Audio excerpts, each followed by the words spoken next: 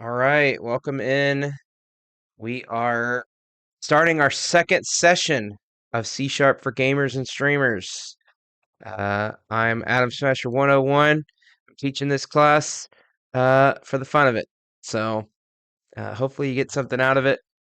Today we're going to be talking about operators, control flow, and logic in C Sharp, just like it says right there on the screen. So what are we going to talk about?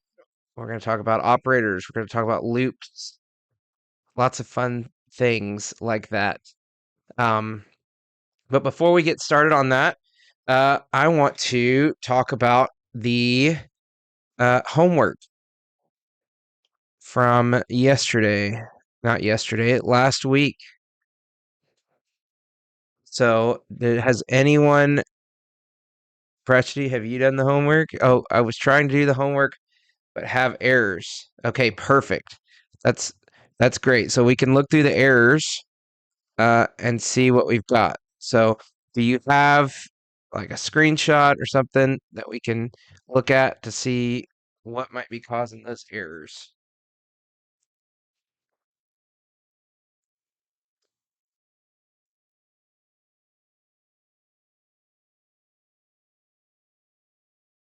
Let me actually, on top of this, let me grab last week's home take home puzzle here. And let's review what it says.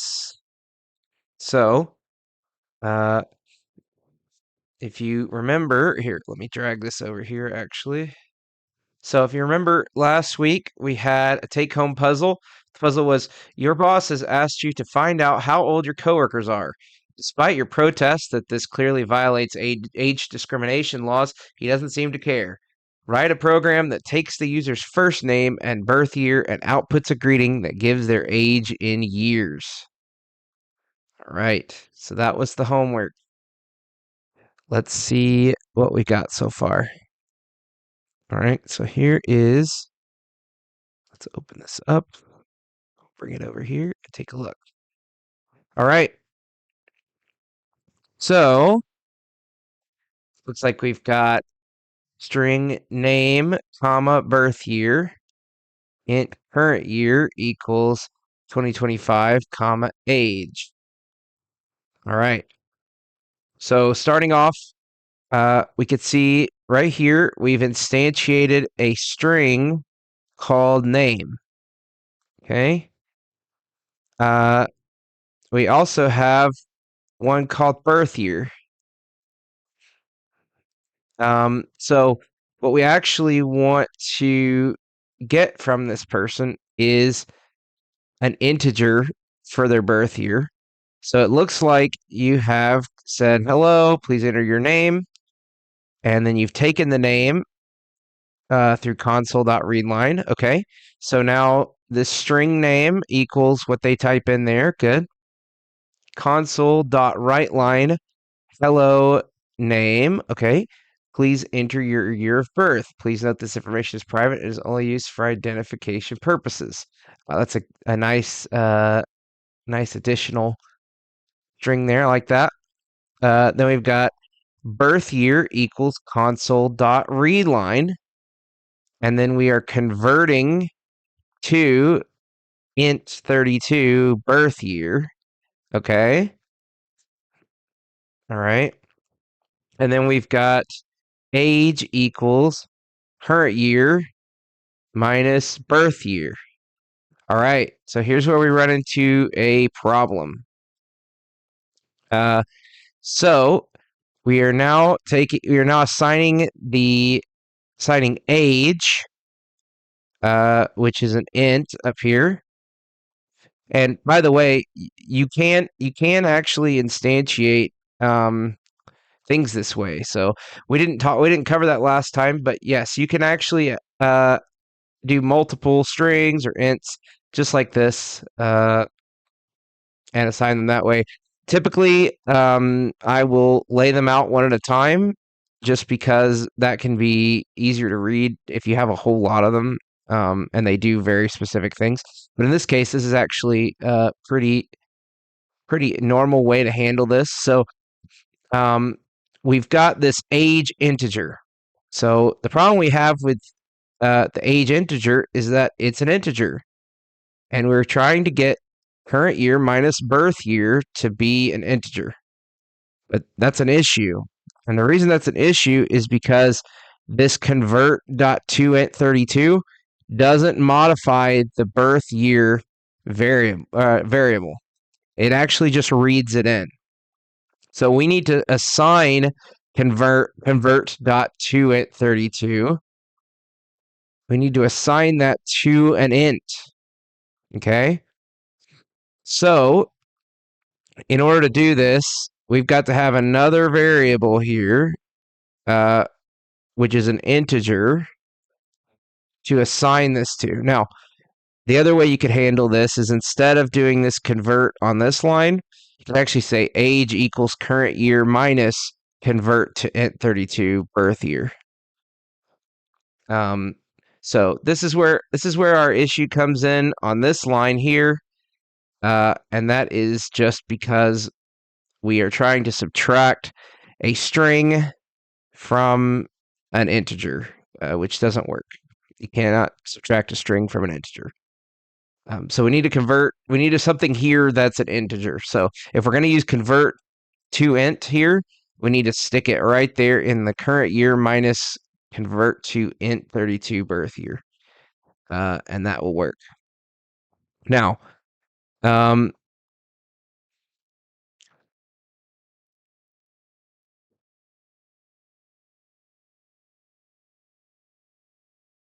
other thing you can do, and the way that I would probably handle this myself, is to do those conversions immediately on the read line. So what I would do is instead of making birth year a string, what I would do is I would take birth year and make it an integer. Okay. Then when I read their age, instead of saying I want to not age, when I read their birth year here, instead of saying birth year equals console.read line, I would say birth year equals convert.toInt32 console.readline. Okay? So that's going to take care of two things at the same time. That's the easiest way to handle that, and that makes birth year an int, which makes this age equals current year minus birth year work correctly. Okay, so let's try that out. Let's put that over here in our link console, and we'll give it a test. So we've got string, my R doesn't work, string name, and we've got birth year. I'm just going to put it in the way that you've got it, and we can look at ways that we can handle this. So int current year equals 2025. And then we've got age, and that's an int as well. Okay. Then we've got console dot write line. Hello. Please enter your name. Okay. Perfect. And we've got name equals console dot read line. Perfect. Console dot write line. Hello. And then we've got plus name plus comma. Your current age is. And then we're going to add age there. Perfect. Okay. So this is already angry about age. But we'll take a look at that in a minute. All right. The reason it's upset is because we haven't actually assigned age. And that's because I got ahead of myself. Okay. We need to say, instead of your current age is, we need to say Please enter your year of birth.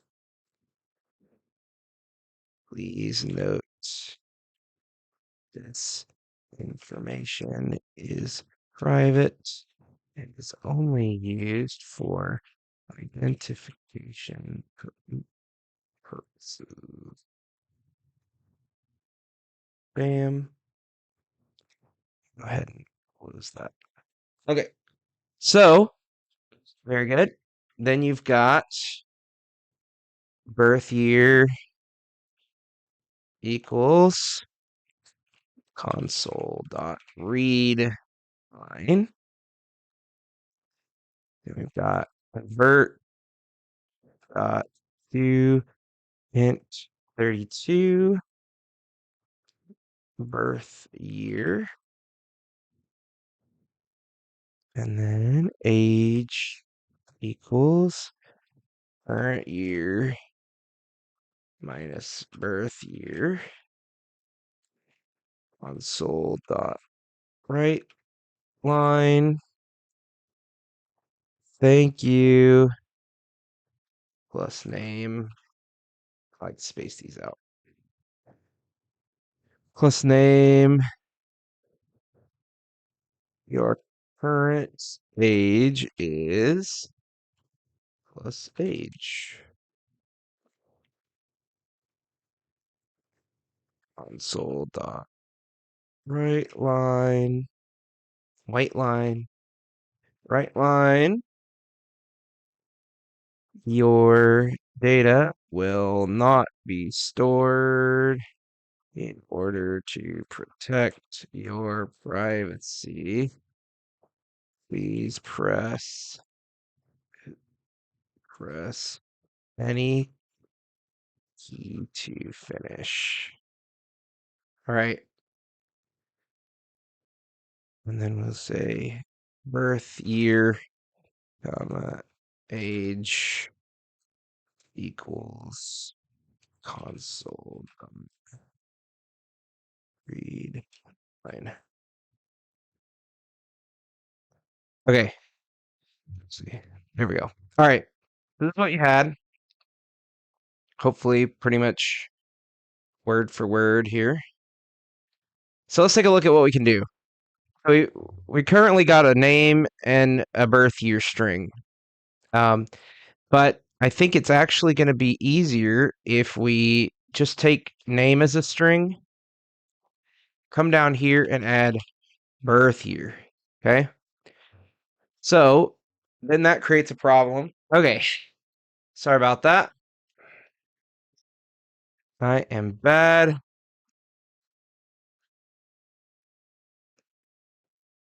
That was your way. Okay. So let me read what you said. I got a bit of help from Google. Okay. It's a little over your head. That was your way to delete the data. Don't bleed. So that is it. Okay, so yes, sorry about that. I am back. Um, that's just something that happens sometimes. We've had a huge storm come through, and it messes with my nose. It causes problems. So yes, this right here we don't need. This at all. So we'll go ahead and get rid of it. This is just trying to read. There's a couple of issues here. Oops. There's a couple of issues here. With, for instance, like having this comma here. This comma is only usable. You can only use this comma when you're up here adding variables. So when we're assigning variables like this, we don't want to use the comma. So this right here doesn't do anything. So we're going to go ahead and get rid of it. All right. And then let's go look back at what we've got. So we are starting with a string name. Good. We're going to assign 3 integers. One is current year, which we know is 2025. We've got age and birth year. Okay. We're asking the person to enter their name, and they're going to type it here, and they're going to get a string name. Then we're asking them to enter the year of their birth. Okay. So we know that we have to convert this to an integer to be able to subtract it. Okay? But what we want to do is assign it to an integer right away so that we don't have a string just laying around that we don't need. So we're going to take this that we've got here, convert.toInt32, and we're going to add it to the front of console.readline. Okay, and now we don't need this at all. And we'll add a little parentheses to the end so that this is one complete thing inside here. So this is something that we can do with methods. So console.readline is a method that reads the text that you enter when you type into the console. It's always a string. This always returns a string, but we have the ability to take strings that are formatted as numbers, integers, and convert them back into integers and read them. And we can take these sorts of methods and we can stack them inside of each other. So it's going to do whatever's inside this parentheses first. So it's going to go and get the read line. Then when it gets this output, it's going to say, okay, now we got to convert it to int 32. And you can stack this infinitely. I mean, you could have a million things. If you've got methods that take arguments inside, those arguments can just infinitely be methods. So it doesn't matter how many methods we put in the argument. In this case, this convert to int32 takes an argument of a string, and this method returns a string. So we get a string, and then we read the string, and we turn it into an int. And now we have birth year. Okay? Now we can subtract the current year from their birth year and get their age. Okay? Then we're just telling them what their age is, and we're done. So let's run that and see how that works. Okay, so please enter your name. All right, my name is Adam Smasher. Okay, hello, Adam Smasher. Please enter your year of birth. Okay, so I was born in 1992. All right, thank you, Adam Smasher. Your current age is 33. Your data will not be stored in order to protect your privacy. Please press any key to finish. Okay, I need to add a space here. All right, there we go. So that works. That works great. And that is a great answer to the puzzle from last week. There's other things we could do. We can talk about ways that we can make this even better. For instance, since we're not doing anything with name, we can literally take this right here and just stick it right here. Okay, and then we don't have to create a name variable. We don't have to instantiate it or anything. Oh, actually, wait. No, we do. Right there. That's right. We're using it again. So never mind. Ignore me. Okay, but one thing that we can do, to make this easier on ourselves is there's this thing. You confuse yourself trying to find the actual date, so you just use 2025. Yeah. So that's what I was expecting you guys to just literally just put 2025 right here. But this is a great way to handle it because this allows you to come back next year and you don't have to go looking through your code to find all the instances of 2025. You could just change it right here. Now, there are ways to grab the date from the system, but those are a little bit complicated and we're not delving that deep at the moment. So we're going to leave that the way it is. Okay. But I do want to show you something that's going to make these strings easier to handle. Because especially like down here where we have all these pluses and stuff, this takes a long time to write because I've got to open my quotations, then I've got to, okay, oh, there's a space I need. Okay, let me put in this thing here, and then I got to add plus, and then the variable, and then another plus, and then one of these, and it's so much stuff. Okay, I don't have to do it this way. There's a special way that I can include a variable inside of a string and not have to do all this. And I'm going to show you how to do that. So if I add a $sign to the beginning of this string right here, okay, I can now delete this extra quote, delete this plus, delete this plus, okay, I could delete this and make it all one string from beginning to end, okay? All right, but there's something I need to do to get this name. Obviously, this is going to say hello name, and I don't want it to say that. I want it to say what's in the name variable. So I'm going to put these squirrely brackets, curly brackets, whatever here, and that's going to say hello, and then it's going to look for these curly brackets, and whatever variable is inside of there, or method, or whatever, okay, as long as it returns some kind of object, it's going to go in here. Object with a two-string method, but that's neither here nor there.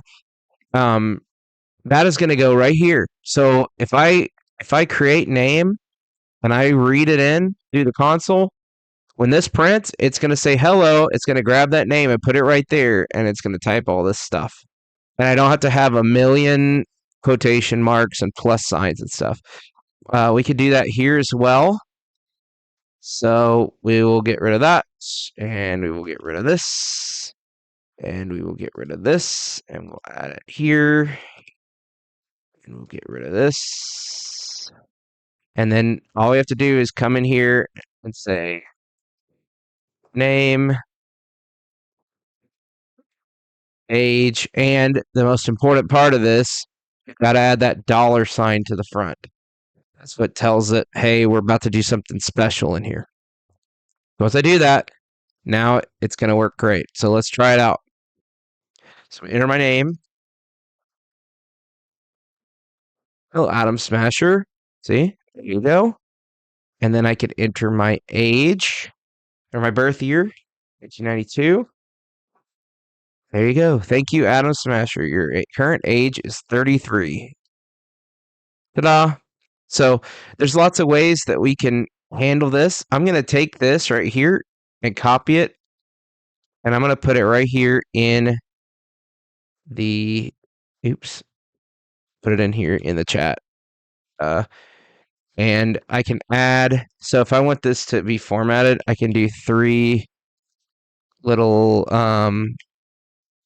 backtick things. So in Discord, if you do these 3 dealios right here that are right under the escape key, anything you put after it is going to be considered code. And then you just put 3 more at the end when you're done with the code. So I'm going to send that in Discord. Just in case you need to send code in Discord, that will take care of it. So there you go.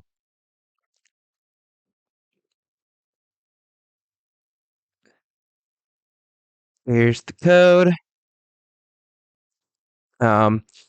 And by the way, if you guys run into problems when you're doing these puzzles, which I expect you to, because I'm telling you to do things I haven't told you how to do yet, that's on purpose. I want you to reach out on Discord. We have a help forum. We also have a chat for the class. I want you to reach out with the problems that you have so that I can help you.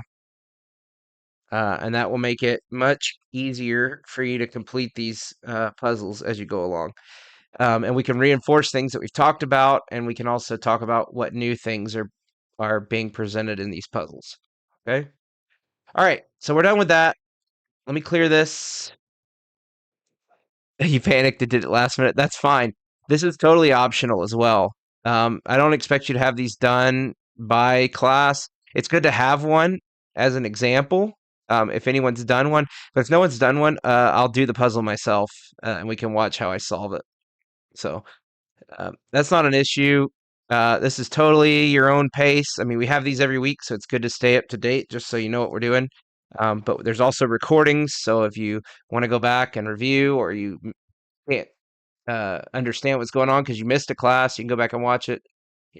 There's a lot you can do here, and it's totally at your own pace. And I'm more than happy to help with any questions you have as you go through the class, even if you miss, like, let's say I'm on week 7 and you're on week 4. Just post what you got from week 4 in the chat, and I'll be happy to help you. All right. Uh, so there's that. We are going to move on to today's lesson. We're going to talk about operators first. So let's get that going. I need to get rid of that one and then go to this one. There we go. And then I need to do this. All right. So what is an operator? Man, this is a terrible slide. I should have done something different with this slide. This is hideous. All right. What is an operator?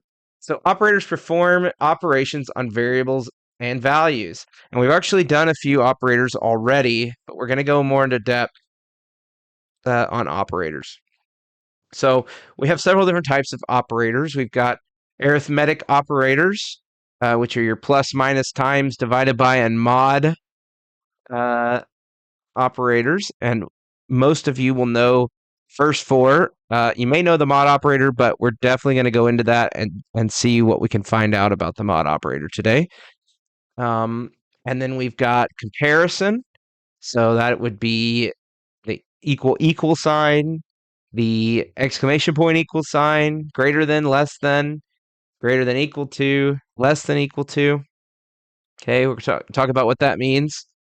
Logical operators, we've got 2 ampersands, and then the 2 weird lines right over the enter key, return key. Now, if you're on a UK keyboard, it's going to be shifted a little bit to the side. But it's just there's a backslash like this, and then there's this on that key. Then we've got assignment, which we've done some assignment with equals. This would be for variables. How do we, especially for doing certain things with variables? Most of these are for numbers only, but we'll get into that as well. We've got equals, plus equals, minus equals, times equals, and divided by equals. And we've got increment and decrement, plus plus and minus minus. Okay, so we're going to talk about those. First, we're going to start out with arithmetic operators. So I've got this laid out here. Several of these consoles. So let's get those typed in a link. And if you want to follow along, this will help you. Having these in your link IDE, link pad IDE is going to help you a lot. All right, so we're going to say right line, and we'll start with the addition operator, plus operator. And we got console dot right line, the subtraction operator. And we've got the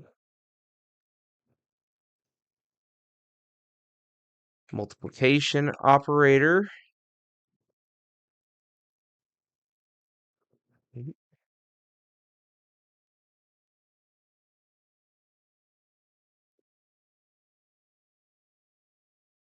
The subtraction, division operator,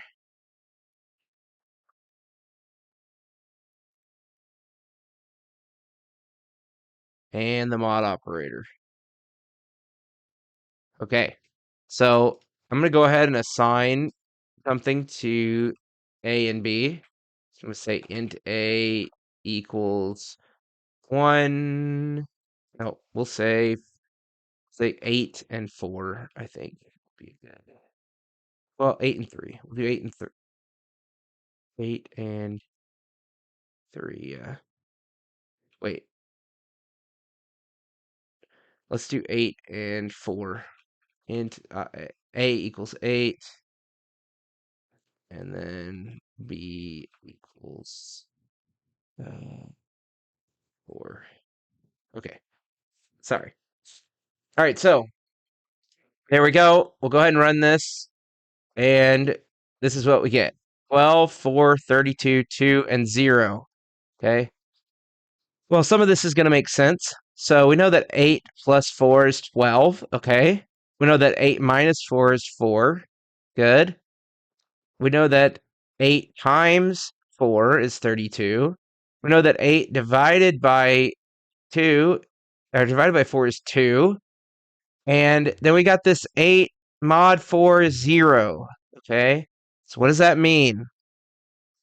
Well, this, first of all, when we're doing integer math, which is what we're currently doing. Now, we could have said double here. And a double is just, remember, a double is an integer. It's like integers, but it has decimals. So it's a number with the decimal. It's not an integer.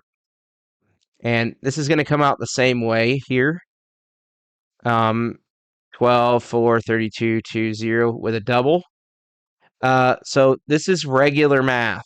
When I do doubles here, this is regular math. 8 plus b, a plus b, a minus b, 8 times b, a times, or 8 divided by 4 in this case, and then this mod operator.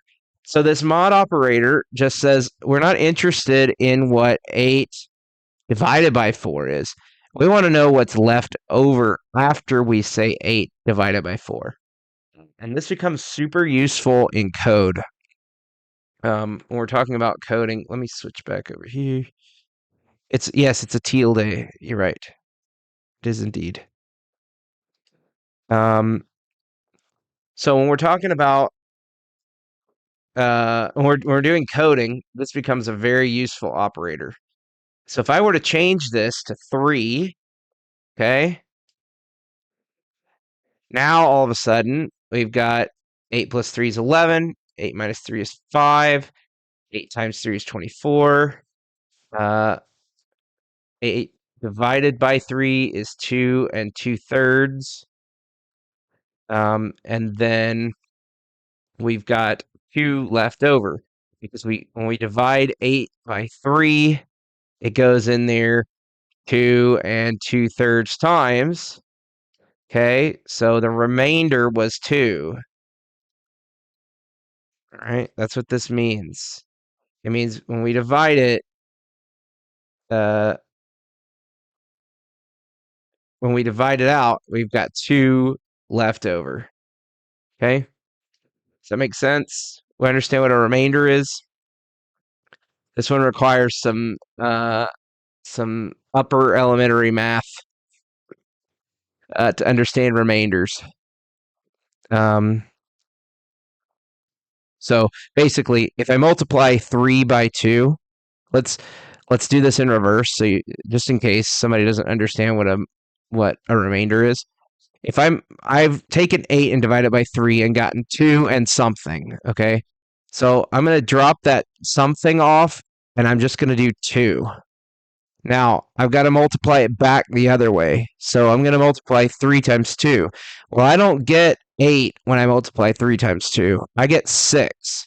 And there's 2 extra that I need to get to 8. Okay, so that's my remainder. And that's what this is. Okay, that 2 that I need is the remainder. All right? That makes sense? Everybody's on board? It's also the 2 and 2/3 here, by the way. So now, what happens when I change this to int? Okay, this is going to do something weird.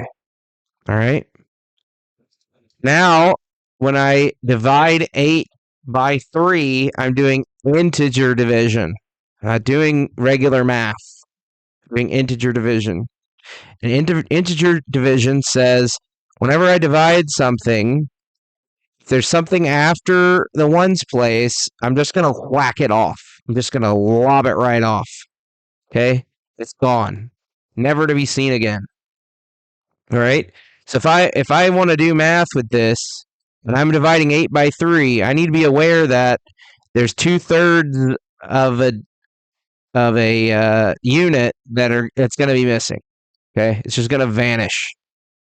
And I can actually get that by taking this and saying 2/3. But this is what happens right here. This is the problem. This is actually very useful in code, but the reason for this is integers cannot hold decimal values, and it doesn't round. Okay, now I could round it.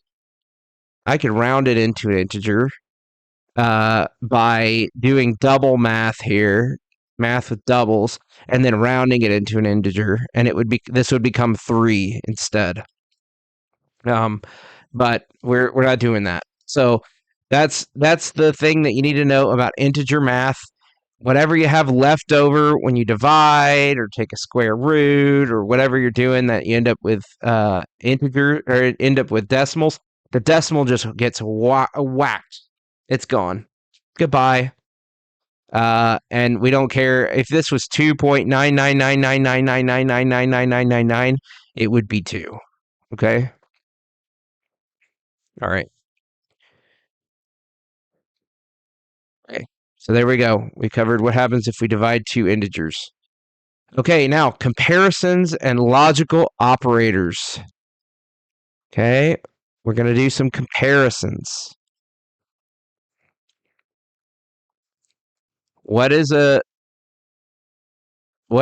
a logical operator and what is a comparison? So, comparisons are going to look like this. And I'm going to take this example that I've got here. So I'm taking int x equals 5 and y equals 10. And I'm going to say console dot write line x is greater than y. It helps if I don't add things that aren't supposed to be there. Console dot write line x is less than y. And console dot write line x equal y. Okay. These are all Boolean values. Okay, so we talked a little bit about Booleans last time, and it's something that's either true or false. So we're going to evaluate this. And if you know regular math, you should be pretty okay with the idea that x is greater than y is either true or false, right? So in this case, x, let's run it and we'll get the results. So we have false, true, false. Okay. X is greater than y. That's false because x is 5 and y is 10. And 10 is greater than 5. Okay.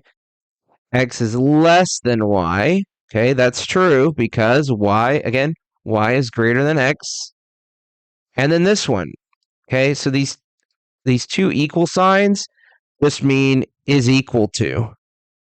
Okay. It just means is equal to.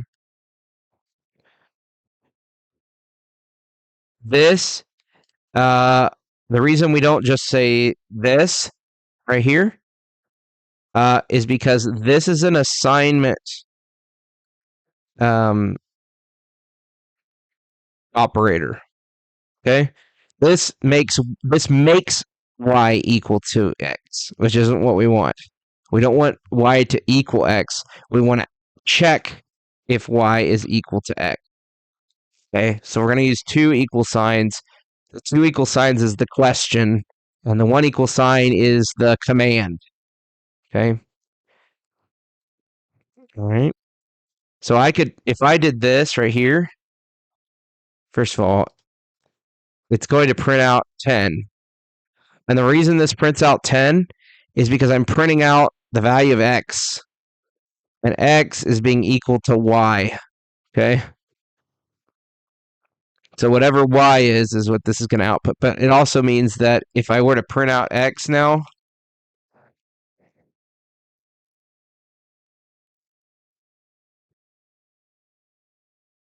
I get 10 because I've changed x to equal y. Okay.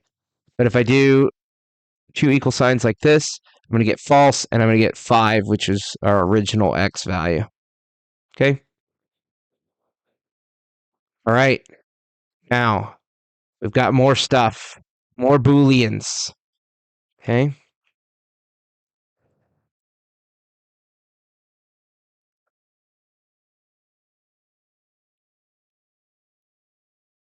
Marmar, welcome in.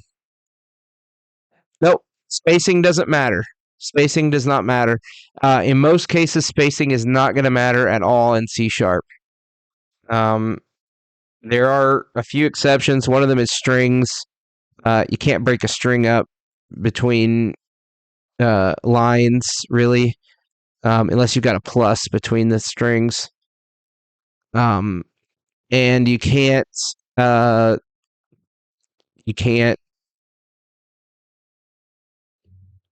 just put a bunch of spaces inside a string. So if I did that, it's just going to add a million spaces to my string. So in those cases, white space matters. But for most of the time, white spacing does not matter. And I can't leave a dot all by itself, I don't think. But I can move things around. Okay. I could say bool is sunny equals true. And that actually works. And we could take this to the extreme. So I can literally do this right here. And then I could say console dot right line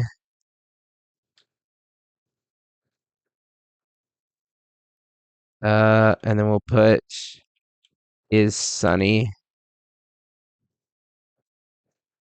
I can literally do this right here and it'll work. Okay. So you don't need to worry about your spacing most of the time. Because it's not important for C#.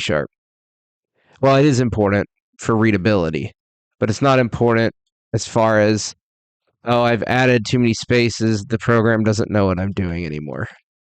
Okay? Does that make sense?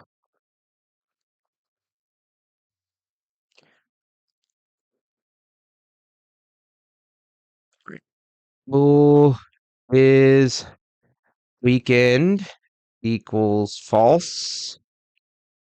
Console dot right line sunny ampersand is weekend. Console dot right line is sunny. Liney is weekend. Okay, and let's see how that outputs. Bam, false and true. Okay, so in this case, let's look at what we've got here. It is sunny, and it is not the weekend.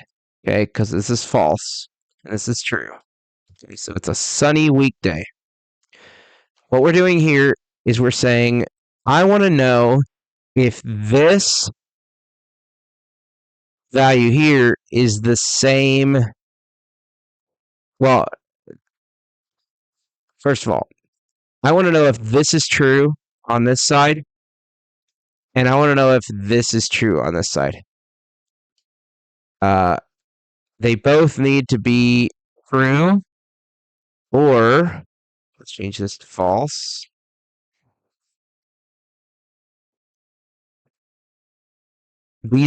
Both of these things have to be true at the same time for this to be true. Otherwise, it's false. Okay? So I've set false here and false here. It's false. Okay? But if I set true here and true here, then it's going to be true. Both of these things have to be true. Okay? If just one of them is true and one of them is false, oops, then it's going to be false. All right, does that make sense? So this is an inclusive and logic. It says I need to do this and check to see if it's true, and then I need to check this to see if it's true. Now, there's some more fancy stuff with these that we can get into. There's exclusive ors and things like that that we can do. But for now, this is how this works. We've got this thing that looks to see if this is true and this is true. And if they're not both true, then it returns false. Then we've got this. This is called an OR operator. Okay, and it's inclusive. So it says, is this true or is this true? Okay, so one of these has to be true, but both don't have to be true for it to be true. All right, so in this case, true, false, right? This is true because is weekend is true, even though is sunny is false. We could change this one to true, and it's not going to change, okay? It's not going to change whether this statement is true. All right, so let's do this with something that makes a little more sense. All right. We're going to do console dot write line, and then we'll say 5 is greater than 10 and 6 is less than 7. Okay. That's false. And the reason that's false is because 5 is not less than 10. Is less than 10. It's not greater than 10. Okay? But if I do or, then it'll say only one of these has to be true. And we know that 6 is less than 7, so it's true. Okay? This requires to really wrap your mind around Booleans.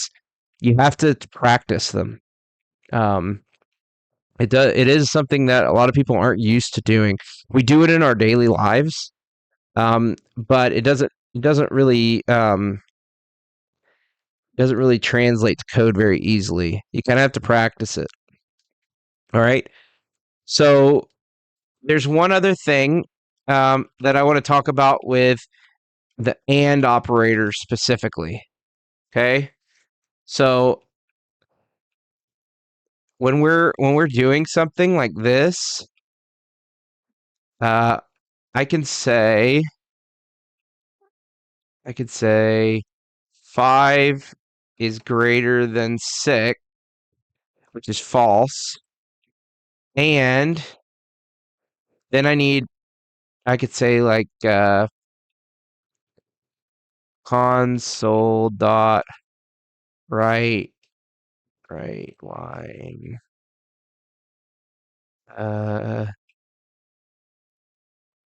stuff equal, and then I've got to have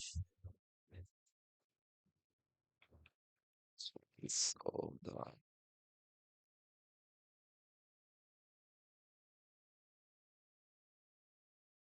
Is he gonna let me get away with this? No, because this is void. This is a void statement. Okay. I got a creative real quick. Oh, I can do this. I could do that. Well, okay. I'm gonna do this. I'm gonna explain this, but I'm gonna do it later because I'm gonna use something that we're gonna talk about in a minute. It just isn't like that. I can't compare void methods. Okay. So we are going to talk about the thing I was going to talk about later, because I think it's very important when we're talking about doing logic. So for now, let's talk about what happens when we use the exclamation point. Okay, this is a very important operator. This right here, the exclamation point. It's a very important operator in C#. Okay, so we can say exclamation point true.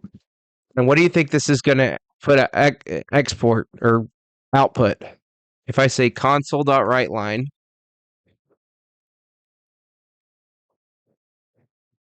exclamation point true, what do you think it's going to output? Any ideas?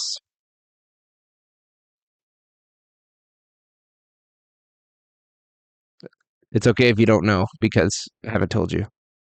Okay, so this is going to output false. Okay, this is very important.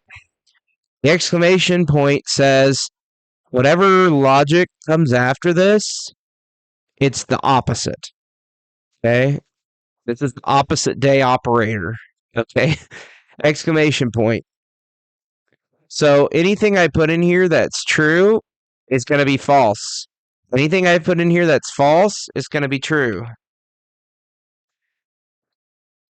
There it is, true.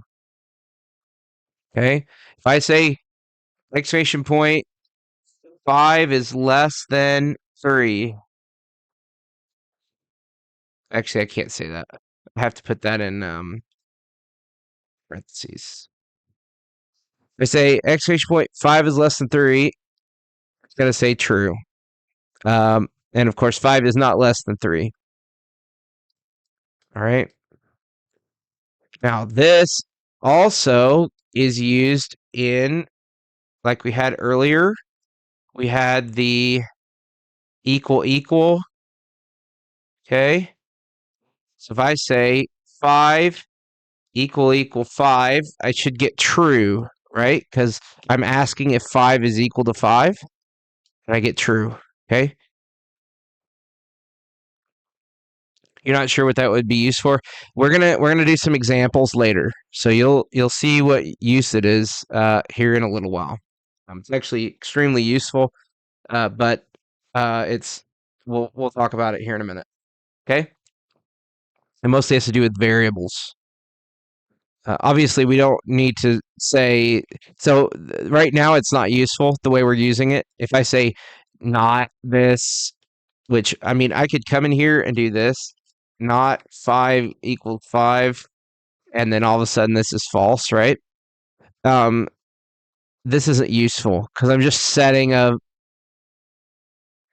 Can you use it for strings? So we'll talk about strings here in a second.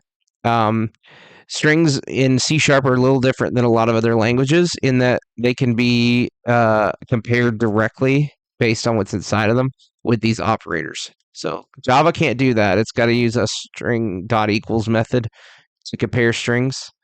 But in this case, you can compare things, compare objects with this if they have a compare to method. So I don't need to write this.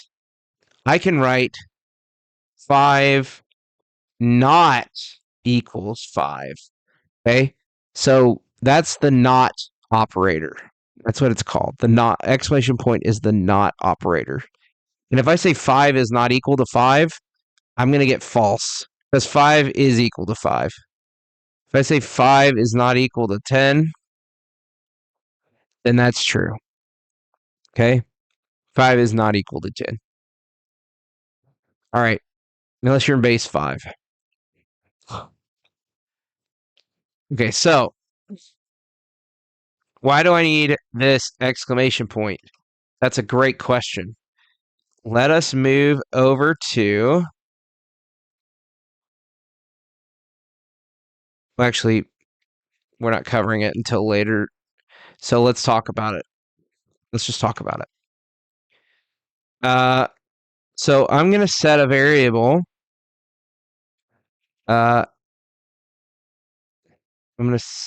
We're gonna set a variable name. Okay, we're gonna do string name equals console dot read line. Bam. Okay. We're going to read in a name. And then we're going to say bool is Alfred. Okay. Equals name. And then we'll say name is equal to Alfred. Okay. This is a little weird because we've got a million equal signs. But we're assigning this bool is Alfred equal to the question of whether the name is equal to Alfred. Okay. Then we're going to say, and we're about to go into this if statements. Okay. We're going to ask a question. We're going to say, if is Alfred, then we're going to say console dot write line, your name is Alfred. Okay. Then, and this is why this gets useful, I'm going to say if not is Alfred. Okay. Console dot write line, your name is not Alfred.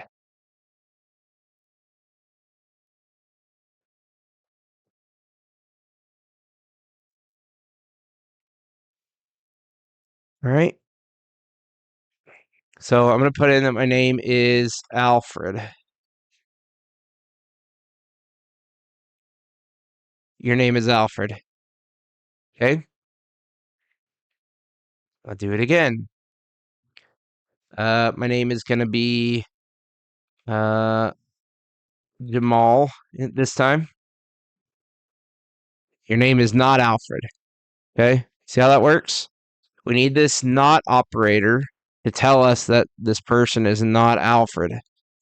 And this gets real useful as you go along. Because what you typically want to do is store your booleans in names that indicate that the boolean is true. Okay? So you're going to say is Alfred is the question, and it's either true or false, right? So I could say if is Alfred. Now I could say isn't Alfred. Okay? Then I could do the not equals here. Okay? I could say is not Alfred.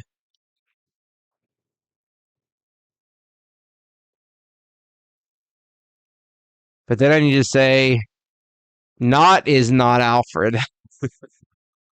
So now we got the opposite. Now if I do Alfred, it's still going to say your name is Alfred. This sort of Boolean logic, you really have to keep track of it in your mind because you will run into situations where you're not sure if what you want is true or false, and you're not sure if what you set up is going to be correct or not.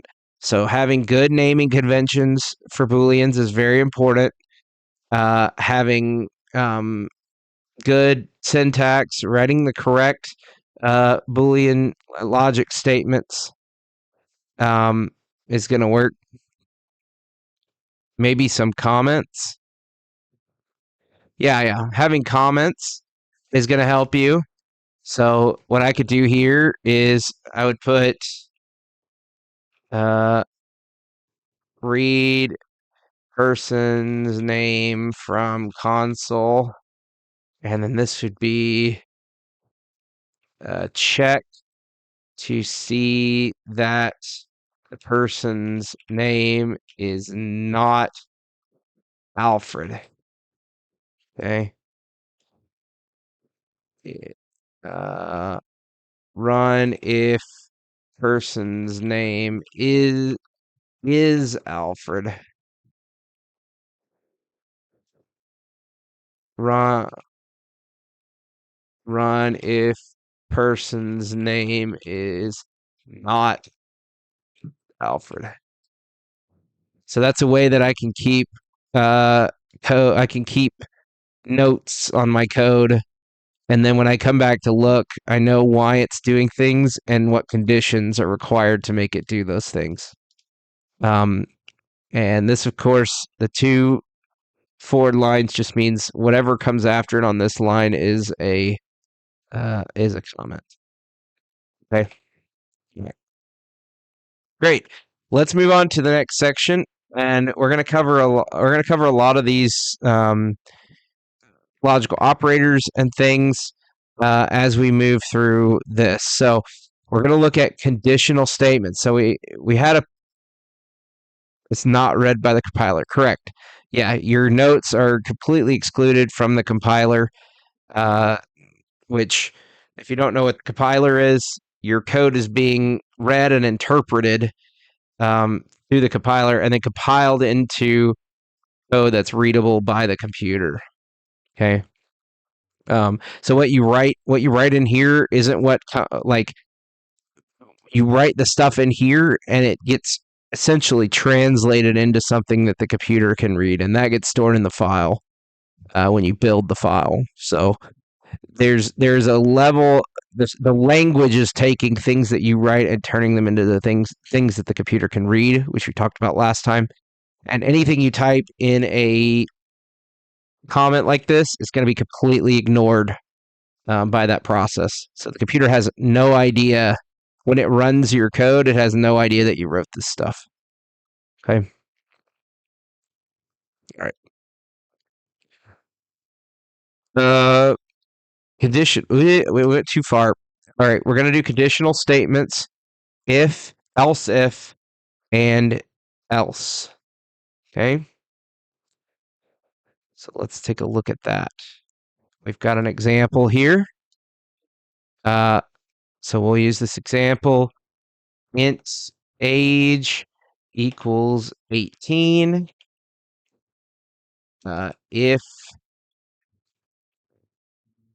If age is greater than or equal to 18,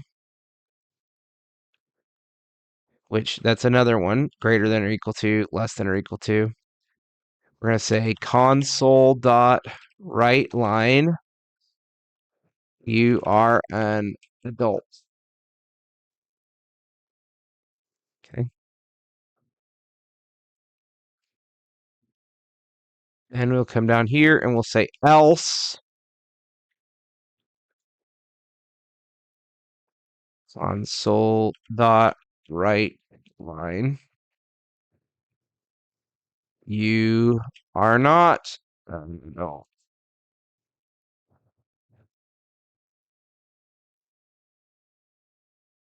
There we go. All right, and we'll run that, and you're an adult. You're 18. Okay, if I set this to 16, you're not an adult. Set this to 21, you're an adult. Okay, so let's look at why this works. We've got this if statement here. Okay, this is a conditional statement. If the person, this is true, where everything in this parentheses, we're going to say if everything in there evaluates to true, which in this case, we have 21 for age is greater than or equal to 18. Okay, we know that 21 is greater than or equal to 18. All right. If that's the case, we're going to do whatever's in these curly brackets. Okay. All right. Else, so if this evaluates to false, we're not going to do what's in here. And instead, we're going to do what's in these curly braces. Okay? Does that make sense? So I will only do this if this is true. I will only do this if this is not true. Okay? Now, there's some fancy stuff we could do. Why did I format it like that? Okay, so let's talk about that. There are other ways to format this. So I can take out these curly brackets because I only have a single line. Okay, I've only got a single line here. So this is going to look, and I don't even need this space. I could literally put it right here if I wanted to. The space doesn't matter here. Since I only have one statement, I have one semicolon. I don't need curly braces. This will work fine. Okay?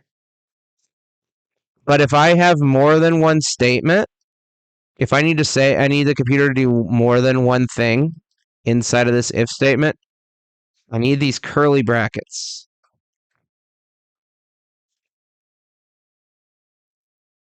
Okay? So if I wanted to say console.write line URL, console.write line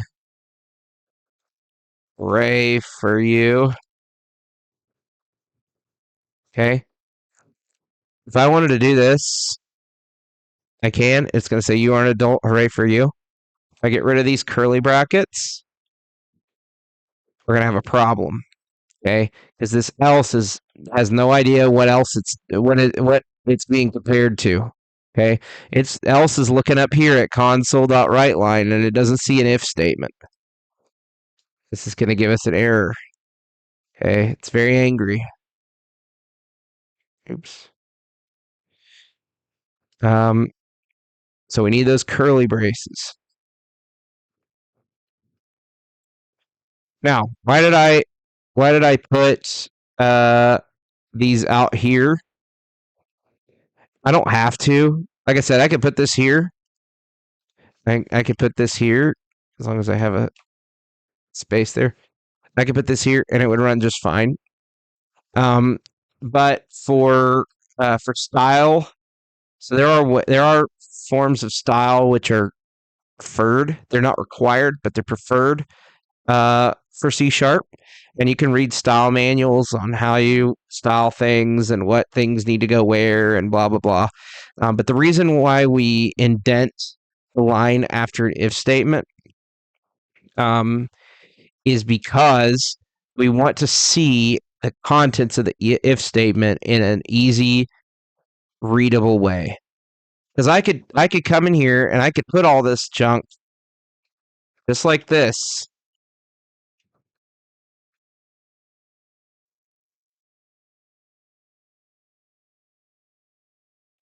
Right? I could do this.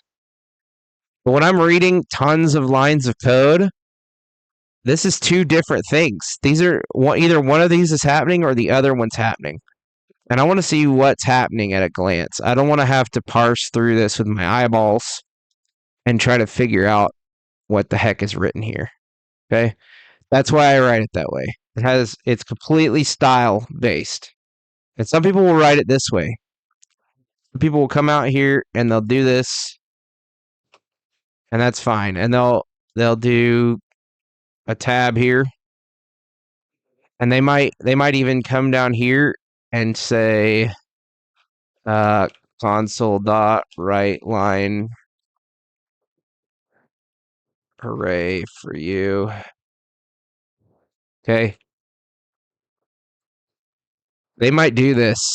I've seen it. And that's fine. That's still keeping me in a place where I can read what's under this if statement, and I can separate it in my mind, in my eyes, with my eyes. I can separate it from this else statement. Okay, that's why it's written like that. There's no wrong way. There's only preferred ways. Okay.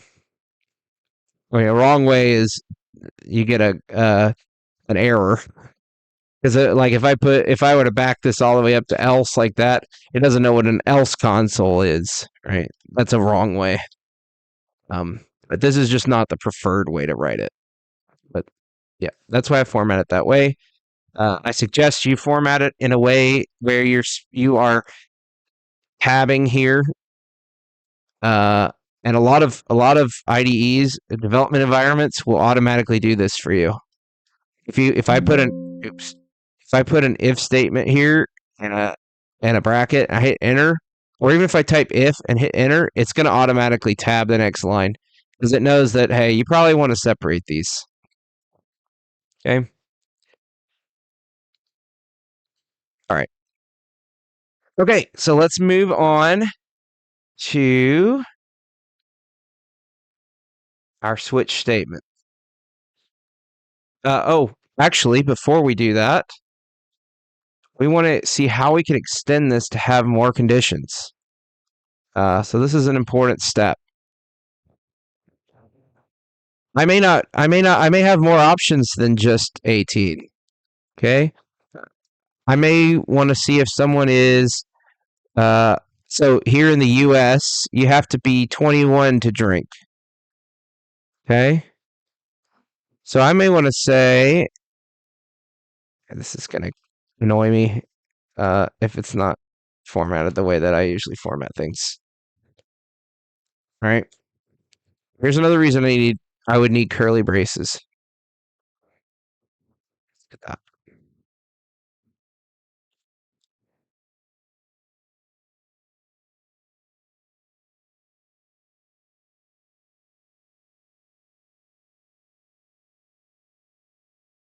All right. We'll start here. Greater than 16, and we'll say you can drive. Okay. Now I could say else you're not an adult. Okay, but I might also want to check to see if, and I'll come down here and say if age is greater than or equal to 21, then I can say console dot write line you can drink. Okay, I don't recommend drinking and driving. But this is going to say you can drive, you can drink. If I'm 21, if I'm only 16, this is going to say you can drive, and it won't say you can drink. Okay. Now, I also may want to say, instead of using this else statement here, I want to put something in there that determines if you're an adult or not as well. Because you can drive when you're not an adult. All right, so I'll come in here and say if age is less than 18, it's legal age of an adult here in the US for the most part. Console dot write line, you are an adult.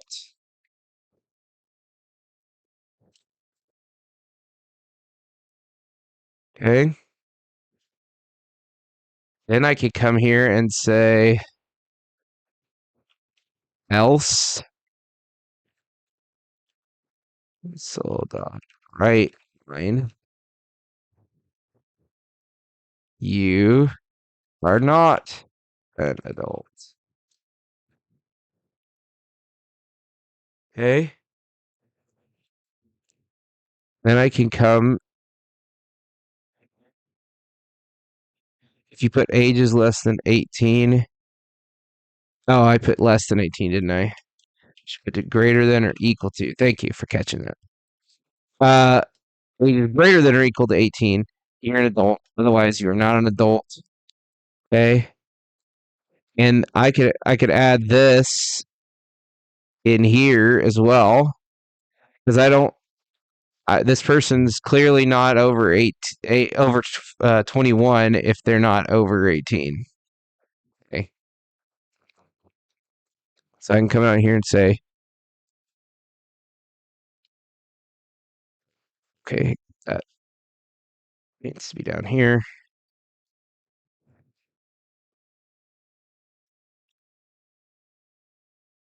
Now this is going to get confused because this else is going to go for this if. So I would come down here and say else you cannot drink. Then I come down here and say else fine.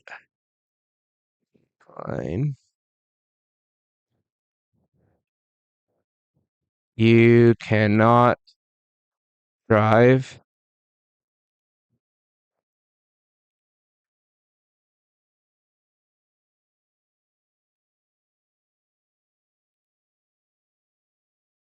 And then I can come down to the bottom of this and say else. Oh, sorry, you're not an adult. You are not an adult. And then console dot right line. You cannot drive. You cannot drive. You cannot drive.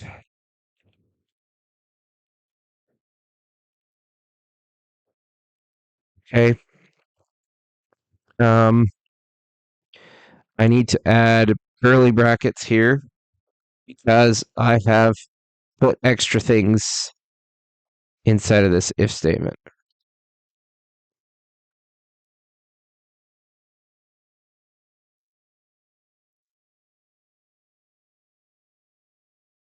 Okay. Does that make sense? Here we go. I can drive. I'm an adult and I can drink at 21. What if I'm 15? You cannot drive. Okay. So it didn't ask if I was an adult because this is contained inside of if I'm 16 or not. Okay. So it doesn't even check to see if I'm an adult if I'm not over 16. It just says you cannot drive, and that's it. But if I'm 16, then it's going to check if I'm an adult. I'm going to check if I can drive and if I'm an adult. Okay. I can drive. I'm not an adult. It doesn't check to see if I can drink because I'm not over 18. Okay. Now, if I'm 18, it's going to say you can drive. You are an adult. You cannot drink. Okay. So this only gets done if this is the case. All right. Well, what if I want it to say this for everything? What if I want it to say this for everything? I could write a bunch of if statements down this list. I could just say if you're less than or equal to 16, write all this stuff. If you're less than or greater than or equal to 16, write all this stuff. If you're greater than or equal to 18, write all this stuff. If you're greater than or equal to 21, write all this stuff. And I would have to do that. I would have to do all three for each one. Okay. But there's a better way to do long lists of things with different options, and that is the switch. Okay, so we're going to go over to the switch. Switch statements. Okay, here we are. This is one of the most useful statements for switch, because what you're going to end up with is a whole bunch of different options. And I'll give you an example. So the mediocre llama has a button that you can push if you've pushed. So there's a redemption that's kind of expensive that if you redeem it, you get a special, unique thing to do on your stream, on his stream. And then he's got another button that if you've already done that one, it only costs 1 llama buck. And if you click it, it does the thing. Okay. When we set this up, well, the way that that works is it's reading your username and it's checking to see if you're on the list. And if you're on the list, it's doing something that he's got set up for you to do. Okay. And he could do a million if statements. He could say, if your name is Pratchety, then do this. If your name is Marmar, do this. If your name is blah, blah, blah, blah, blah, blah, blah, blah, blah, and go down the list and have a billion lines of code. Okay. Or he could do a switch statement. So, what is a switch statement? A switch statement is an alternative to multiple if else conditions. Okay. All right. So, let's take a look. I've got an example here. So we'll write in this example. So we're going to say int day equals 3. Okay. We're going to switch on day. And this doesn't mean anything to you yet, but it will. Okay. Case 1, console.writeLine, Monday. Break. Case, not console. Case 2, console.writeLine, Tuesday. Case 3. Oh, wait, we got a break. C break. Case 3. Console.writeLine. Wednesday. Break. And then default. Console.writeLine. Invalid day. Break. Okay. So let's run that. We get Wednesday. Okay. Why do we get Wednesday? Well, let's take a look. We've assigned this integer day as the number 3. Okay. So when we say switch day, we're saying do switch, whatever that means, on the number 3. Then we've got a bunch of these little thingies called cases. And we're going to check case. And then whatever is after that is what we're looking for. So if I say case 1, then that means, is this number 1? No. Okay. It's immediately going to move to the next case. Case 2. Is this number 2? No. Move to the next case. Case 3. Okay. Well, here we go. We've on switch, we've got 3. So case 3, we're going to start doing whatever code is after this colon. Okay. Now, this is going to do everything that comes under that colon, it's going to do. Even if you write default. There is a special command in C# called break, which can take you out of things like loops and conditional statements and blah, blah, blah, blah, blah, blah, blah. This will take you out of it. Break, it puts a break in it. So it'll start doing the code 3. It'll write console.writeLine Wednesday, and then it hits break, and it's done. Okay? If I didn't have this break here, none of this would work. So essentially what it's doing is it's starting at this colon, and it's running until it hits the command break. So I could come down here and I could say console.writeLine. Yep, it's Wednesday. All right.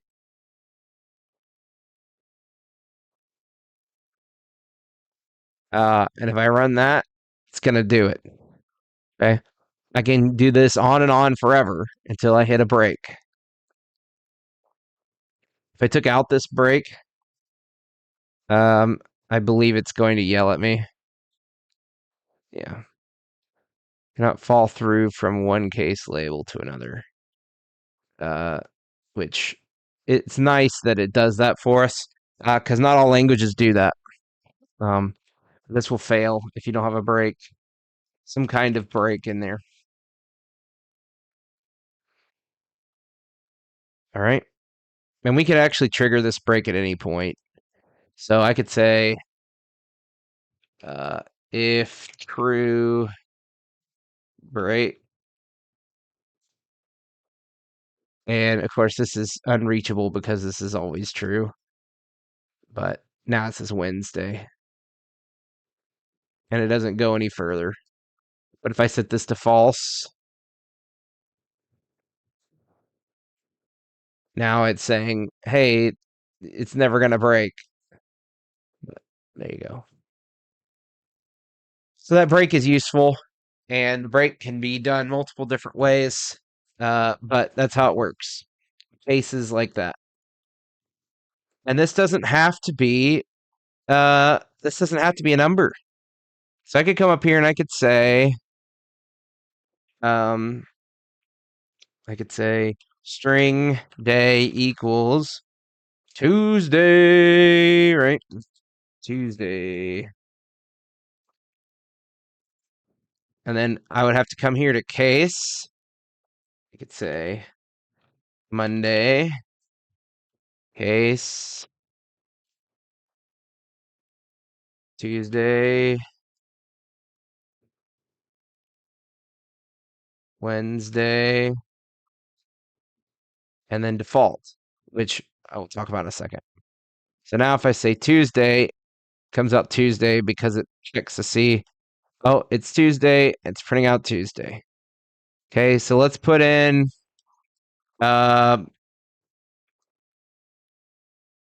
April Fools.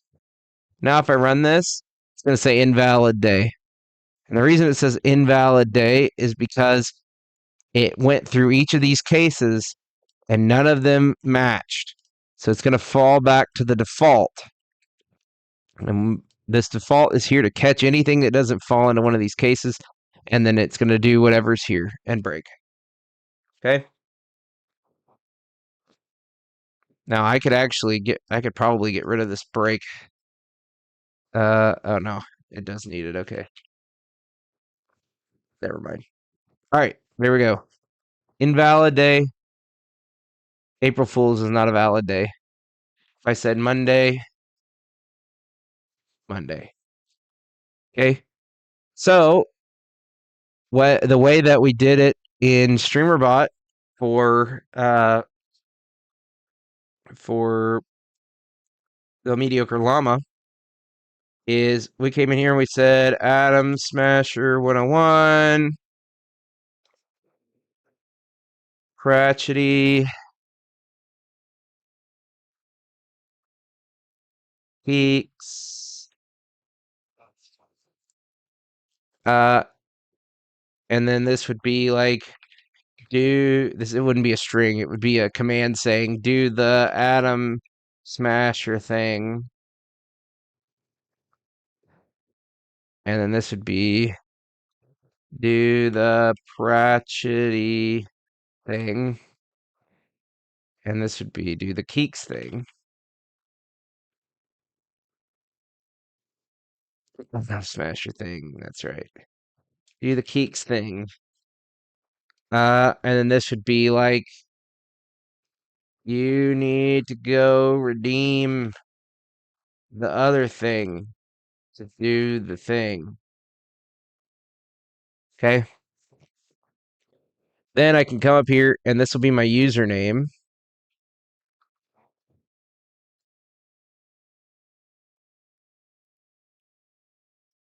Okay. My username is Atom Smasher 101. So when I push the button, it's taking my username and it's sticking it in this switch. Do the Atom Smasher thing. And then Pratchett, which he says Pratchett does the thing, and look at that, it does the Pratchett thing. Okay.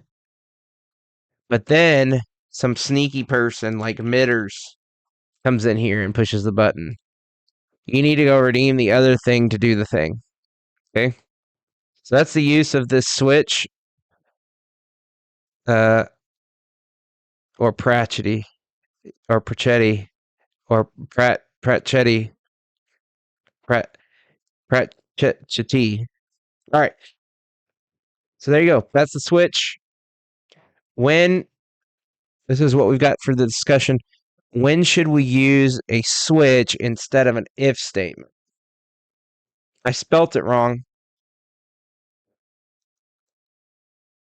Patchety?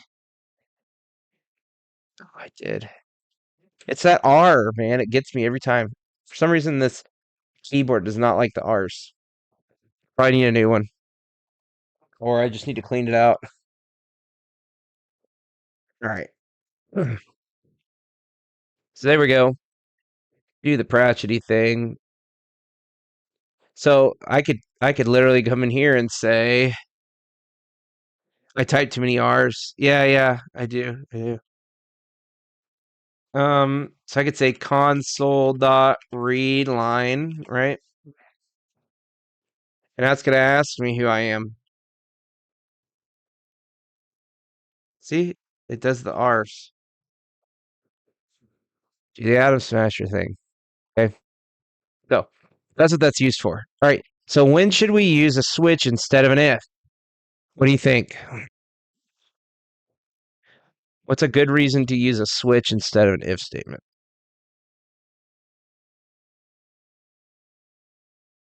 Because we could use either. They basically do the same thing. What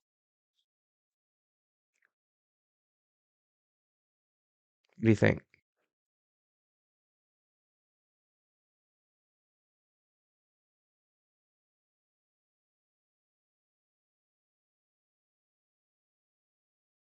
Lots of options. Yep.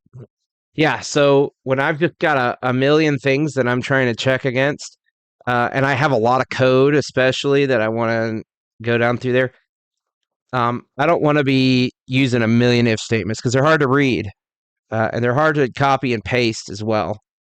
In this case, look, if I want to add another person, and this is what the mediocre llama is doing when somebody redeems. He's coming in here and he's adding mitters. Okay, bam. Now, if I type in mitters, it says do the Keeks thing because I didn't change this, but you get the idea. It's very easy to copy that.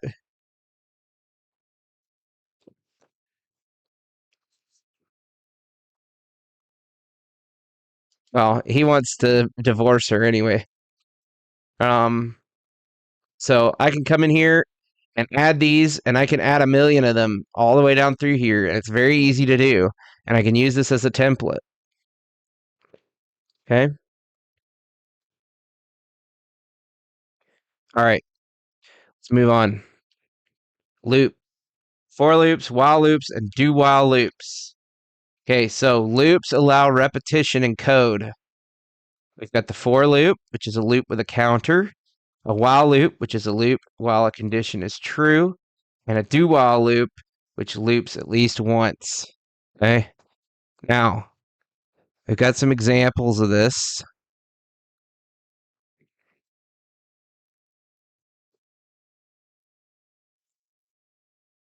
We're going to start with the for loop. And a million people are calling me today. All right. So, what is a for loop? A for loop is laid out like this. For int I equals 1, I is less than or equal to 5,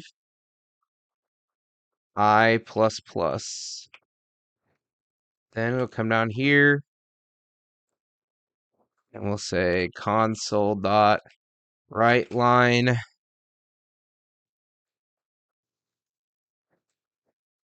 count I.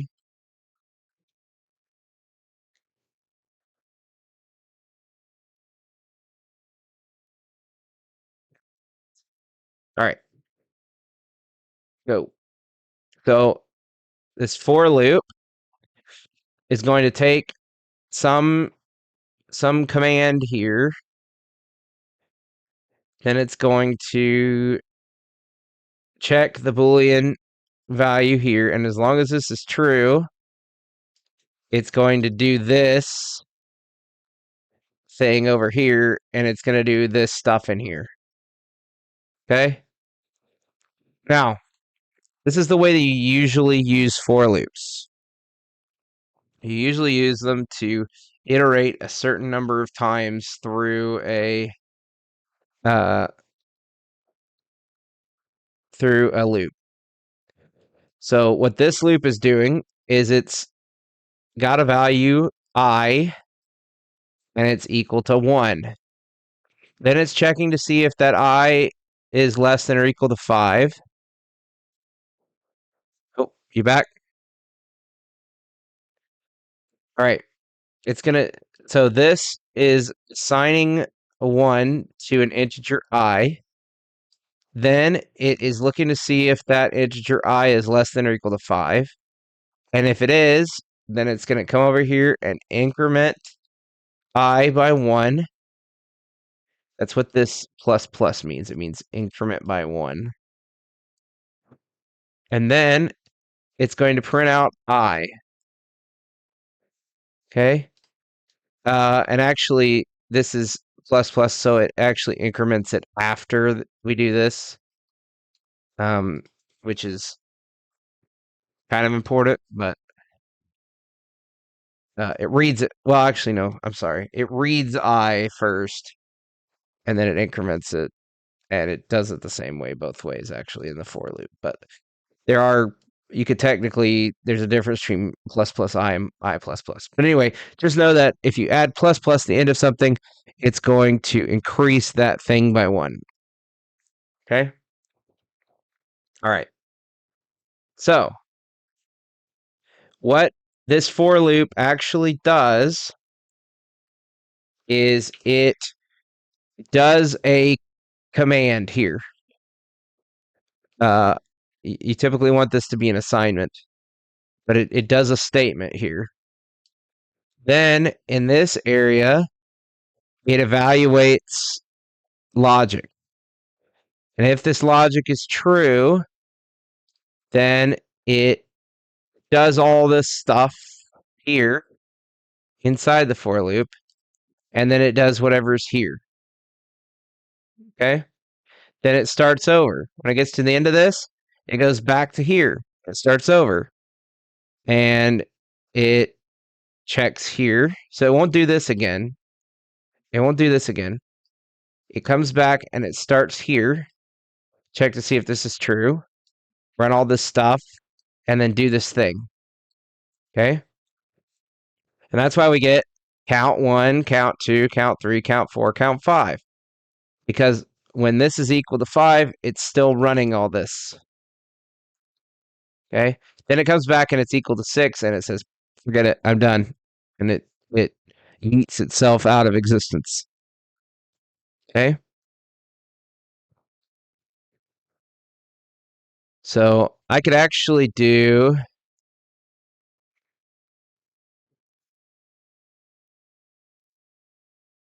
int I equals 1. I could actually do this.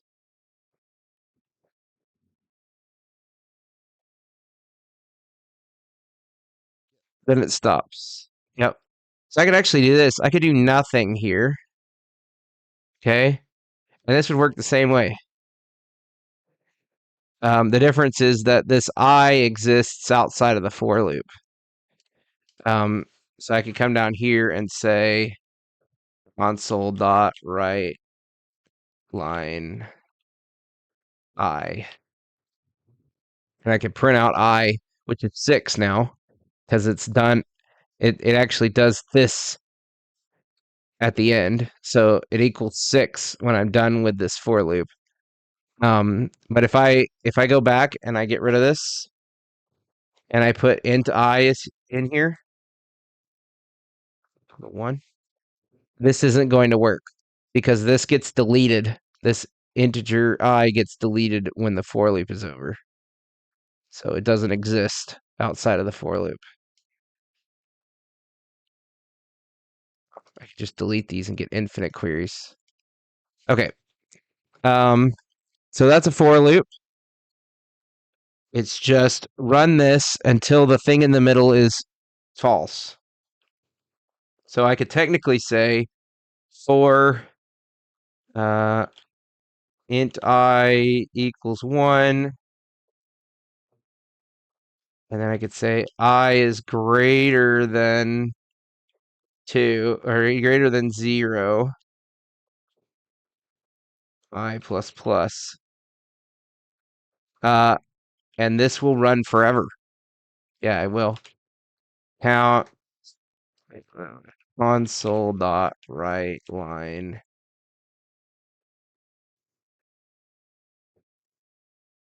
What am I doing?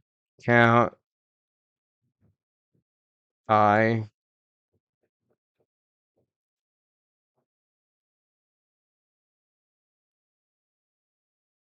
Okay, this will run forever.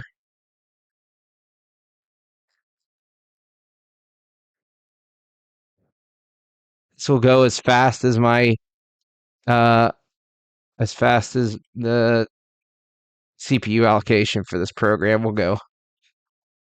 So I can get up real high and it'll just run forever until my computer crashes.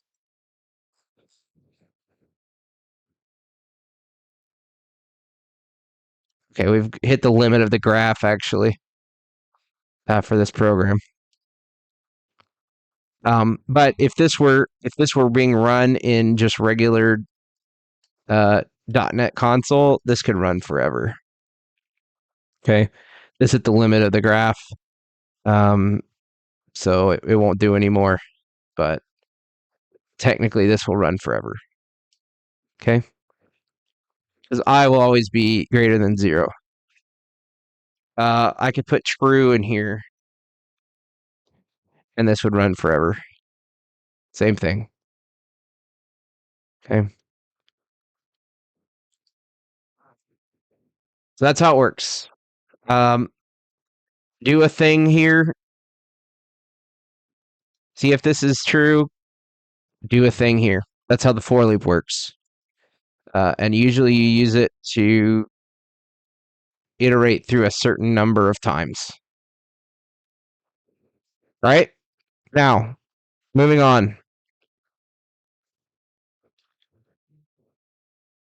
While loops. What is a while loop? Wow, what a great question. I'm glad you asked. So, a while loop is a loop that's going to go through while some sort of thing is true. So, you can kind of see this as a simplified version of the for loop. Okay? We don't have the opportunity to do a thing. We don't have the opportunity to do a thing after we do the thing.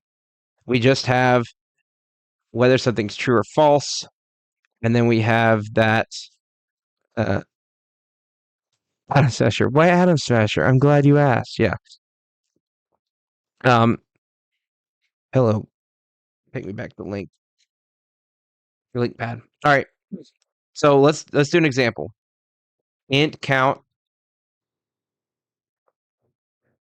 equals 1. Then we're gonna do our while loop. While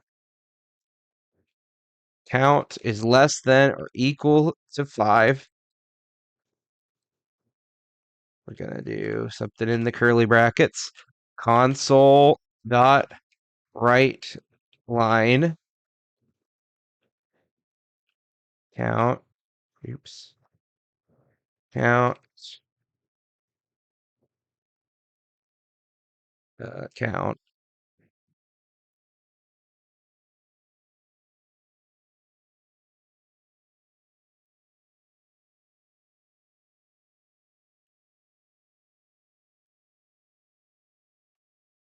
Okay. So this is going to do the same thing as before. 1, 2, 3, 4, 5, and it's going to stop. Right, but this while loop only has the middle area of the for loop um, available to it. And this is good because it simplifies a lot of loops. Just need to determine if something's true or false. That's it. So this simplifies that logic, and you just put in whether something's true or false, and you're done. So start out with int count equals 1.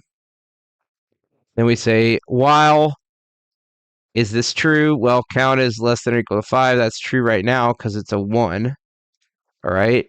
Console.writeLine, we're going to print out that count. And then we're going to increment count by 1. Count plus plus. Okay. And then we get to the end and we start over. And it says, click this. Now count is 2. Is count less than 5? Yes. Do it again. Count is 3. So that's less than or equal to 5. 4 is less than or equal to 5. 5 is less than or equal to 5. Oh, count is 6. Not doing it. And then it just moves on. Okay. Now, what if I were to set this equal to 6 right here at the start? It doesn't do anything at all, right? That's not what we want. We want it to tell us that the count is 6. Okay, even if it's not counting up, we still want to know what the count is. So we've got a special way of doing that, and that is with the do while loop. So let's go to that, the do while loop. Okay. So the do while loop says we're not going to ask. Oops. We do want to keep that. We're not going to ask whether we want to do it or not. We're just going to do it. Okay. Then we're going to ask.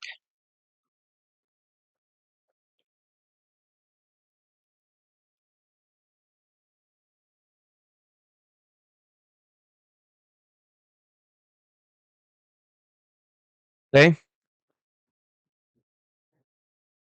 So it's gonna do this no matter what the first time. Then it's going to ask if it should do it again. So kind of flipped it on its head. So if I put in a 1 here, it's gonna go 1, 2, 3, 4, 5. It's like normal. But it always does this first one. Okay. But if I put in 10, instead of just doing nothing at all, it's going to tell me that the count is 10. And it's not going to count up. Okay. So let's do another example of a do while loop.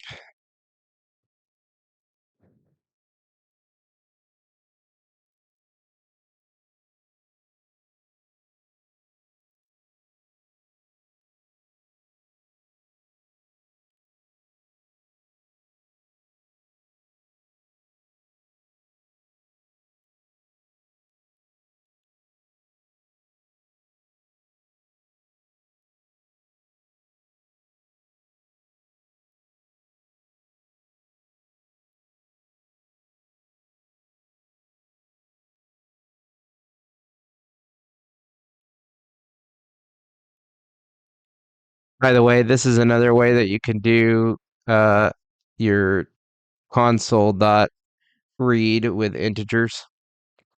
You can do int dot parse.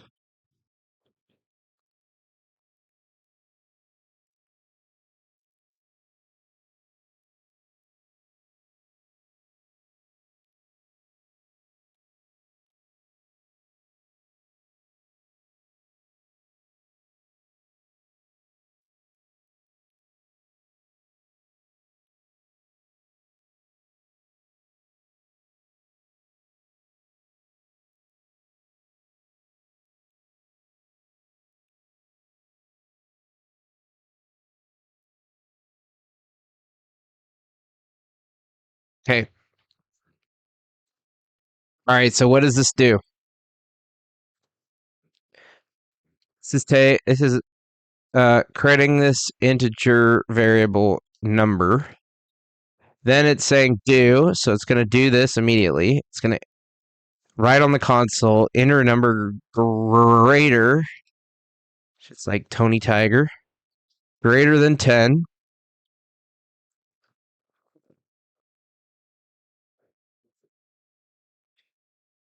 Sorry, I missed, is what better or just different?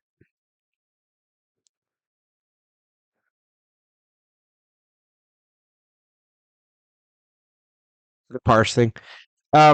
It's different, I would say. I mean, there are differences that matter at some points, but I would say it's just different. It does it is easier to read. I think that's one of the benefits. Is it's just an easier name to read. Int.parse. Um, but yeah, there are differences, but in this case, it's not better than the other option. All right. So it's going to print on the console, enter a number greater than 10, and then we're going to have to type something in. So in this case, I'm going to say 1. Well, it's very angry. It doesn't like 1. 1 is not greater than 10. So it's going to ask again, enter a number greater than 10. Because we had the do while. It did it, and it's asking if it's greater than 10. If it's less than 10, actually it's asking if it's less than 10. And if it is, it's going to do it again. Okay. But if I put 11 in here, it's going to say valid number entered. So this do while will create an basically infinite loop until I tell it the number 11 or 12 or 13 or something greater than 10. Okay. So that's how that works. So do while and do while are the same except for two things. One, obviously, the do thing that do does is it just does the code no matter what. It just goes ahead and does it, and then it asks whether it should be doing it or not. Okay. The other thing is you end that little while area right here. You end it with a semicolon because this is actually a statement. Okay. You don't need a semicolon at the end of your while loop, but you do with a do while loop. Those are the differences. All right. Now, here we go. Let's get to the fun part. We've got a mini lab with looping conditionals. So our objective is to create a simple number guessing game. Okay? Here's what we need. We need the program to randomly select a number from 1 to 10, and I'll show you random numbers in a minute. We're going to have the user guess until they get it right. Okay? And we're going to provide hints if the guess is too high or too low. All right, so let's take a look at that. How do we do that? Let's clear the console. And we're going to start here. So we need a random number. We're going to say random equals new random. Okay. Then come down here. And now we've got random. It's a random number. And we're going to say int number equals random.next. And then we're going to put the lowest number that we want it to give. In this case, it's 1. And then we're going to put the highest number that we want it to give plus 1. So in this case, we want to go to 10. So we'll put in 11 here. Okay. So that's how that works. So that will give us the option to choose between 1 and 10. All right. And there's a reason why it's plus 1, and that has to do with indexing arrays and blah blah blah, which we will not get into today. But just know that upper end number needs to start with whatever you want the number to be minus 1, plus 1. I mean. It's always one higher than what you want to say. All right. So then we're gonna ask them. And in this case, we're gonna do a do while, because we're gonna ask them again if they do it wrong. Okay. Do. Okay. So we're going to read in. We're gonna say it. We need a guess actually. Hold on. Int guess. Or we could actually come up here and do it here. Int guess. Okay. Then we'll come down here and we'll say guess equals console dot, we'll say int dot parse console dot read. Okay. But first we've got to tell them to do something. Console dot write line. Please make a guess. Or here we go. Please guess a number between 1 and 10 inclusive.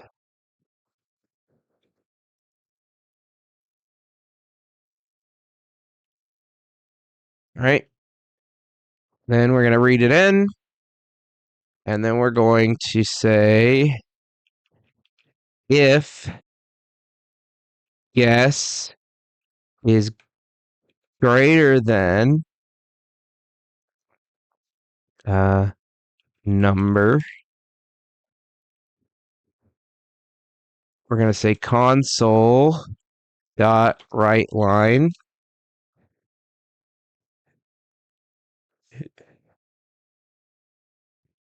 too high. Okay. Then else,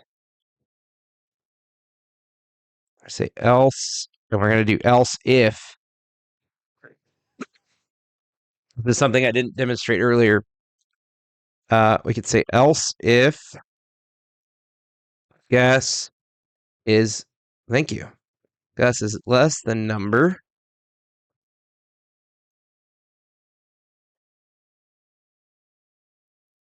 We'll say console dot write line to low. Then we'll say else,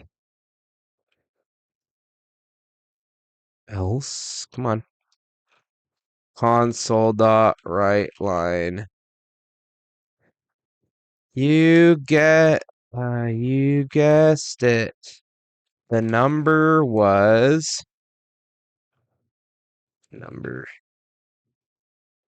exclamation point.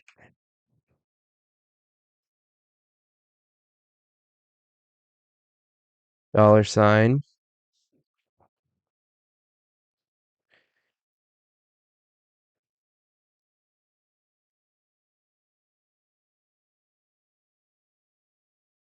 Then we need to say while number is not equal guess. Okay. So let's try that out. Guess a number between 1 and 10 inclusive. All right, we'll start with 1. We'll start with 5 because it's in the middle. 5. Too high. Okay, let's go to 3. You guessed it. The number was 3. Okay. All right. And this should go forever. So we'll try again. I'll put 10 in there. 10. Got it. The number was 10. Okay. Do 10 again. All right, that's too high. So I could just keep putting 10 in here and it would go forever. Or I could go to 9 and I could do it the really slow way. But by the way, uh, the best way to solve one of these, the computer randomizes it each time. Yes. So when I start this program, it's creating a new random object using a random seed because this is empty. I could put a number in here and it would give me a specific seed, and it would be the same number every time. So I could put new random 123. Okay, and then I could say 5, too low, 7, too low, 9, too low. So we know it's 10. Okay, I guessed it. The number was 10. Now, if I run it again, it's going to be 10. If I run it again, it's 10. Because this seed means that it's always the same every time. But if I get rid of that seed, it's going to use a random seed. And now I don't know what it is. But solving these sorts of things, you can use a binary search to make it faster. And that means taking your options. We got 1 through 10. So we got 10 options. We're going to split it in half. We're going to go to 5. Okay. 5 is too high. So we split that in half and go to 3. And we guess the number. So I could have randomly guessed stuff, and it would have been lower than me doing a binary search, which is something we'll talk about a long time from now. Ways of finding information that we've stored in places using binary search, so we don't have to do as many calculations. But that's the fast way to do something. A guess like that is to start with the middle number, and then if it says you need to go up, then you split the up direction in half, and so on and so forth. It's the easiest way or fastest way to find a number that you don't know. All right, so there's that. So we've done great. We've finished the class. So congratulations to you. Let's take a look at our summary. So here's the summary. What we learned today, we learned operators. Okay, we learned arithmetic operators. Those are plus, minus, times, divided by, and mod. We've learned comparisons like equal to, greater than or equal to, less than or equal to, greater than, less than. We learned logical. So we learned and logic. We learned or logic. And we learned not logic. Okay. We went through conditional statements. We know what an if statement is and how to use it. We know what a switch statement is and how to use it.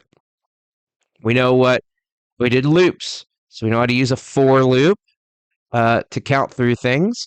We know how to use a while loop. And we know how to use a do while loop. Okay. And we went through the mini project. So we made a number guessing game. All right. Now, I'm going to stop and I'm going to ask for questions. So, do you have any questions about what we've covered so far today?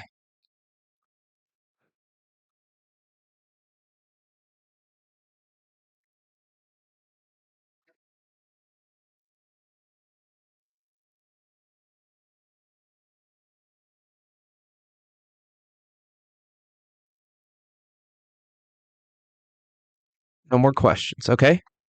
All right. Well, if you think of questions, feel free to slap them in the Discord. I will be very happy to answer them when I'm available.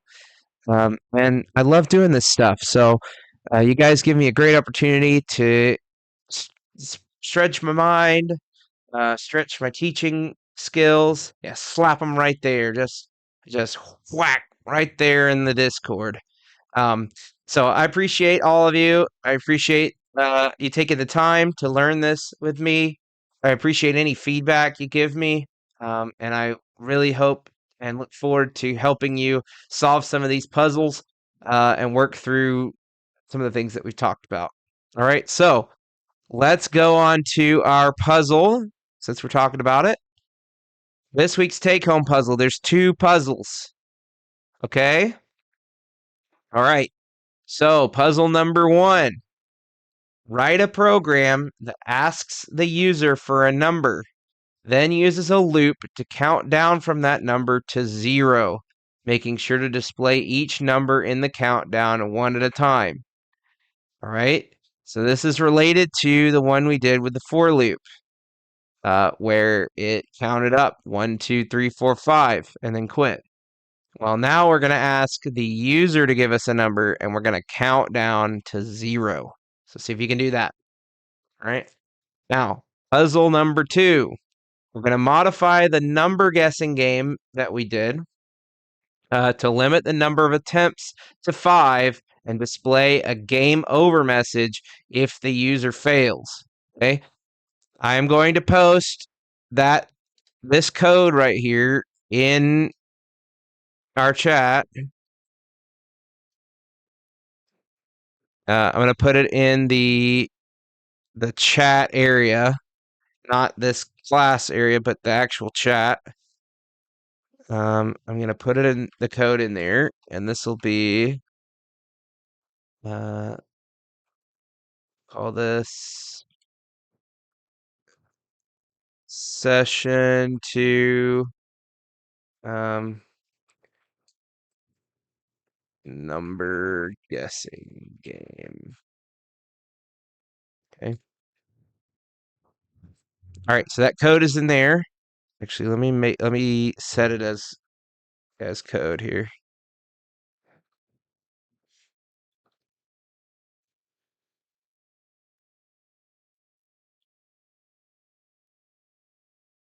There we go. And you're going to modify that code so to limit the number of attempts to 5. So once they try 5 times, it's game over if they fail. Okay. So work on that. Get something built for that, and I'll ask you for your puzzle next week. We'll see you there, and I will try to get this uploaded as soon as I can. Until then, have a great week, and I hope you guys are having fun learning C#. All right. See you later.